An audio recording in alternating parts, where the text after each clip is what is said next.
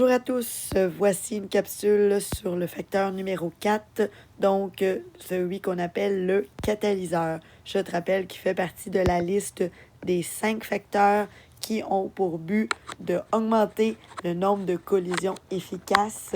Donc ça, c'est en lien avec la théorie des collisions. Et plus on aurait de collisions efficaces, théoriquement, plus la vitesse augmenterait.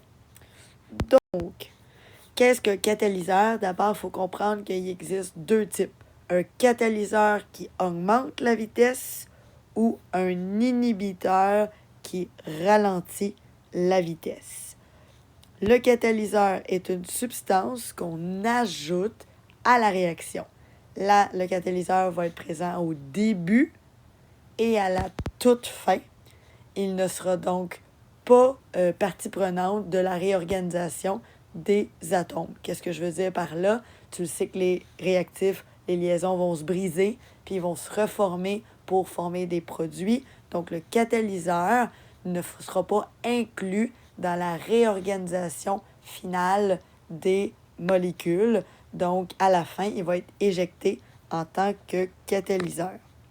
Et c'est quoi l'effet du catalyseur? Eh bien, on va le voir à la prochaine diapo, mais pour donner un avant-goût, comme c'est écrit ici, c'est l'énergie d'activation qui va diminuer si c'est un catalyseur et augmenter si c'est un inhibiteur.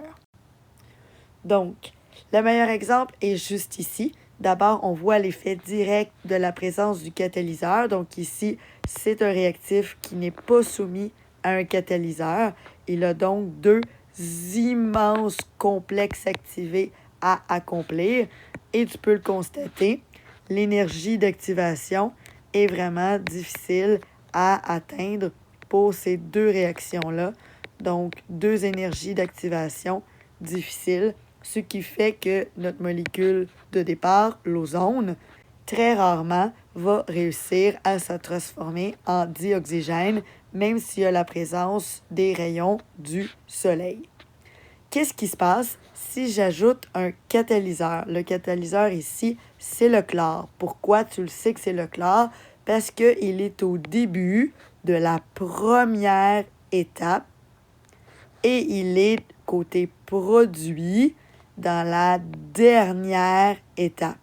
Donc, tu vois que le chlore, oui, il est utilisé dans les produits ici, mais il est immédiatement réutilisé comme réactif et tout de suite, le chlore va ressortir intact du processus. C'est la raison pour laquelle tu constates vraiment que le chlore a été éliminé et ne fait pas partie de ton bilan réactionnel. Donc, au cégep, tu écrirais le mot chlore sur la flèche, un peu comme lorsque tu écris le H2O sur une flèche d'une dissociation électrolytique. Donc, le chlore est vraiment un agent qui accélère la réaction. Comment il accélère la réaction?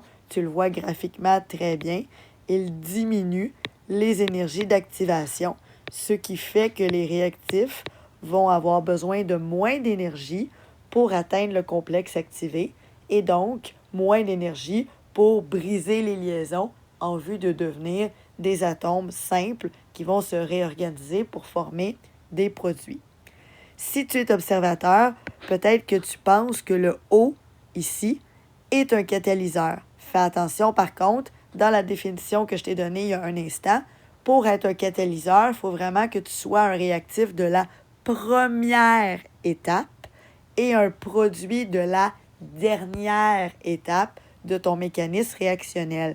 Alors que ici, ton oxygène est un produit de la première et tout de suite, il est réutilisé comme réactif du deuxième. Donc, il ne fait pas partie des catalyseurs. Un catalyseur, il est au début et à la toute fin. Donc, voilà pour le concept de catalyseur. Et évidemment, cette situation-là que je t'ai expliquée, c'est la situation qu'on t'a expliquée en secondaire 4, qui est le phénomène de l'amincissement de la couche d'ozone à cause du CFC qu'on avait utilisé abondamment dans les aérosols, entre autres. Et c'est grâce au protocole de Montréal qu'on a banni le chlore. Et donc, les énergies d'activation sont revenues à leur état normal, ce qui fait que l'ozone a vraiment de la difficulté à naturellement se transformer en dioxygène. Ici, ben, ça vient tout simplement confirmer que c'est vraiment, si tu transposes tes deux graphiques en un même graphique d'enthalpie, tu comprends que ça, c'est la version sans catalyseur, donc normale. Et lorsque je rajoute un catalyseur, je rends le processus plus facile. Donc, comment je fais pour rendre la chose facile? Je diminue l'énergie d'activation. Donc, en diminuant l'énergie d'activation, plus de particules vont atteindre ton paramètre numéro 3 de la théorie des collisions, qui est d'obtenir une énergie au moins égale, sinon supérieure, à ton énergie d'activation. Et donc, si le critère numéro 3 est atteint, bien, il ne nous reste que les critères 1 et 2 à avoir pour avoir des collisions efficaces et donc pour augmenter la vitesse. Si on transpose le tout sur une courbe de distribution de Maxwell-Boisman, eh bien, tu comprendras que ici, contrairement à la température, la courbe ne change pas. C'est l'énergie d'activation, comme je t'expliquais il y a un instant, qui va être modifiée. Donc, ici, tu vois la modification importante. Lorsque on rajoute le catalyseur, ça facilite le travail des molécules. Elles vont se briser plus facilement. Donc, on recule l'énergie d'activation. Si tu vois, c'est un axe, un peu comme en mathématiques, l'axe des X.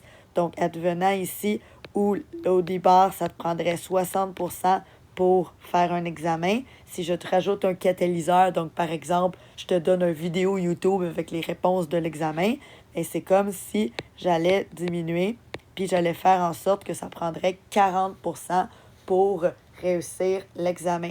Donc, ça facilite le processus et l'impact direct, c'est que tu constates qu'il y a plus de particules qui vont atteindre ces standards-là. Donc, si j'ai plus de particules qui atteignent le critère numéro 3 d'énergie d'activation, bien, ça fait plus de chances qu'éventuellement tous les 3 critères soient atteints et donc qu'il y ait plus de collisions efficaces et donc plus de vitesse. Si j'avais eu un inhibiteur, c'est-à-dire une substance qui a la capacité de ralentir ma vitesse, comment je ralentis ma vitesse? Eh bien, j'augmente l'énergie d'activation parce que je rends le processus beaucoup plus difficile. À ce moment-là, ma ligne d'énergie d'activation serait probablement ici. Donc, il y aurait vraiment peu de particules sous la courbe, un peu comme si je décidais que pour passer un examen, il fallait 80% et non 60%. Ça ferait en sorte que moins d'élèves atteindraient les critères de satisfaction. Donc, voilà la différence entre un catalyseur et un inhibiteur. Je te souhaite une excellente fin de journée.